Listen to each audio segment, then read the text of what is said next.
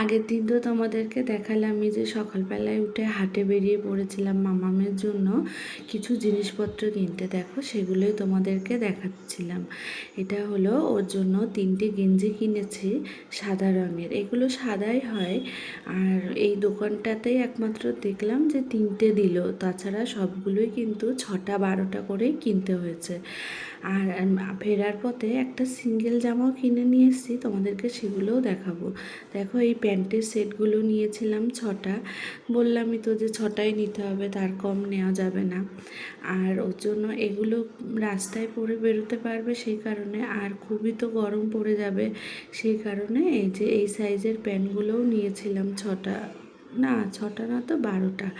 আসলে 6টা একটু ছোট আর 6টা তার থেকে এক সাইজের বড়, এই কারণে একসাথে নিয়েছিলাম। আর এই জামাটা বললাম না যে সিঙ্গেল একটা জামা নিয়েছিলাম, এটা হলো সেই জামাটা।